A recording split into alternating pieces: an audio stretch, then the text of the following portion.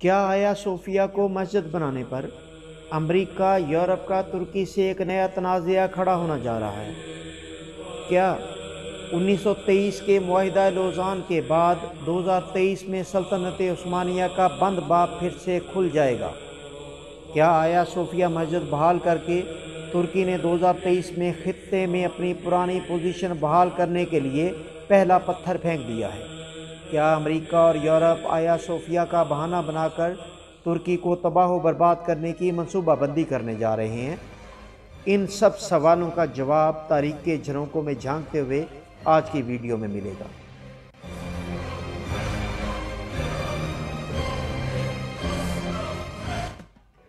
537 عیسوی میں بننے والا قدیم یونانی نام آیا صوفیہ اور لاطینی نام سینکٹا صوفیہ گرجا گھر 1453 یعنی 916 سال تک عیسائیوں کی عبادت کا عالمی مرکز کہلاتا رہا۔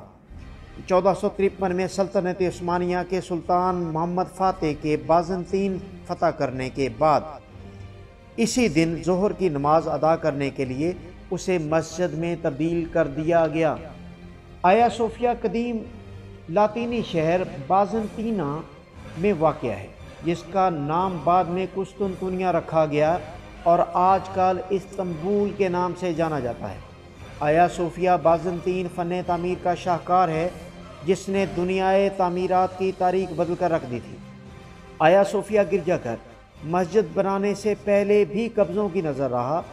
یہ 537 سے لے کے 1054 عیسوی تک بازنطینی مسیحی کیتھیڈرل کے پاس، 1054 سے لے کے 1204 عیسوی تک یونانی راس العقائد کلیسیا کیتھیڈرل، 1204 سے لے کے 1261 عیسوی تک رومی کیتھولک کیتھیڈرل کے پاس رہا، 1261 سے لے کے 1453 عیسوی تک پھر سے یونانی راس العقائد کلیسیا کے قبضے میں رہا، کیونکہ 5ویں صدی سے ہی عیسائیت سیاسی طور پر اور فرقہ وارانہ طور پر اختلافات کی بنیاد پر دو حصوں میں تقسیم ہو چکی تھی۔ مغربی سلطنت کیتھولک کلیسیا فرقے کی تھی جس کا مرکز روم یعنی اٹلی تھا، اور مشرقی سلطنت آرتھوڈکس کلیسیا کی تھی، اور آیا صوفیہ آرتھوڈکس کا عالمی مرکز تھا۔ 1453 میں سلطنت عثمانیہ کے سلطان محمد فاتح نے جب قسطنطنیہ فتح کیا تو شہر کے مذہبی رہنماؤں اور راسخ العقیدہ عیسائیوں نے آیا صوفیہ میں پناہ لے لی تھی، کیونکہ مشہور انگریز مورخ ایڈورڈ گین نے لکھا تھا کہ آیا صوفیہ گرجا گھر ایک لاہوتی عمارت ہے جو فتح نہیں کی جا سکتی۔ جو بھی فاتح اس کے قسطنطین ستون کے قریب آئے گا تو آسمان سے فرشتے تلوار لے کر اتریں گے اور سب کو بچا لیں گے۔ یہی وجہ تھی کہ آیا صوفیہ بچے، بوڑھے، عورتیں، مرد عیسائی رہنما سے کھچا کھچ بھر چکا تھا۔ عیسائیوں کا ہجوم آخری دم تک فرشتوں کے انتظار میں تھا جو تلوار لے کر آئیں گے اور ان کی شکست کو فتح میں بدل کر رکھ دیں گے۔ لیکن دیکھتے ہی دیکھتے سلطان محمد فاتح اپنی فوج کے ساتھ آیا صوفیہ میں داخل ہو گیا اور اس نے سب کی جان، مال اور مذہب کی آزادی کی ضمانت دے ڈالی۔ فتح کے دن سے ہی ظہر کی اذان اور نماز آیا صوفیہ میں ادا کر کے اسے مسجد میں تبدیل کر دیا گیا۔ آیا صوفیہ کا 482 سال تک آیا صوفیہ کبیر جامعہ شریفی کا درجہ رہا، اور 1923 میں سلطنت عثمانیہ کے خاتمے کے بعد لوزان معاہدہ طے ہونے پر 1935 میں مصطفیٰ کمال اتا ترک نے عجائب گھر کا درجہ دے دیا۔ 2014 میں ترکی میں نوجوانان اناطولیہ نامی تنظیم نے آیا صوفیہ کے صحن میں فجر کی نماز کی مہم چلائی اور مسجد بحال کرنے کے لیے 1.5 کروڑ دستخطی مہم کا آغاز کیا۔ معاملہ عدالت میں گیا اور 10 جولائی 2020 میں ترکی کی عدالت عظمیٰ نے مسجد بحال کرنے کا فیصلہ دے دیا۔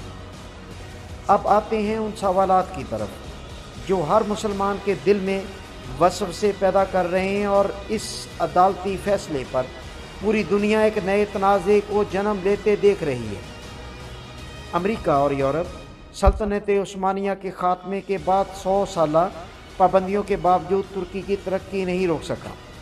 आया सोफिया फैसला तुर्की की तरक्की रोकने का और 2023 तक नए तनाज़े खड़े करने का एक शानदार बहाना है जिसे अमेरिका अपने मज़मूम मकासद के लिए ज़रूर इस्तेमाल करेगा। हालांकि बावजूद ज़राए के मुताबिक तुर्की 2023 में अपनी सरहदों को सल्तनत उस्मानिया वाली पोजीशन पर ले जाने का कोई इरादा नहीं रखता और ना ही खाना काबा का कब्ज़ा करके हरमैन शरीफैन बनने का कोई इरादा रखता है। इसके बावजूद अमेरिका, सऊदी अरब और बाकी अरब ममालिक को 2023 से काफ़ी खौफज़दा कर रहा है। 537 में गिरजाघर बनाने और 916 साल तक कलीसा होने पर दुनिया भर के ईसाई आया सोफिया के दावेदार हो सकते हैं। ये सबसे अहम सवाल है जो तमाम दुनिया में गर्दिश कर रहा है। Penso Santa Sofia e sono molto addolorato. हालांकि आया सोफिया गिरजाघर बाज़ंतीनी सल्तनत ने तामीर करवाया और 916 साल तक ईसाइयत का आलमी मरकज़ रहा।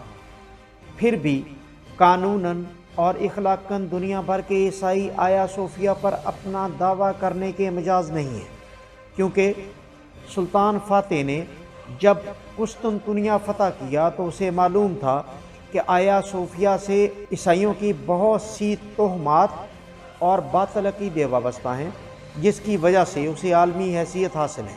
लिहाजा सुल्तान मोहम्मद फ़ातेह ने राहबों को इकट्ठा किया और आया सोफिया और इसके इर्द गिर्द की ज़मीन का तखमीना लगाकर और राहबों की ख्वाहिश के मुताबिक मुकम्मल कीमत राहबों को अदा करके उसे मस्जिद में तब्दील किया।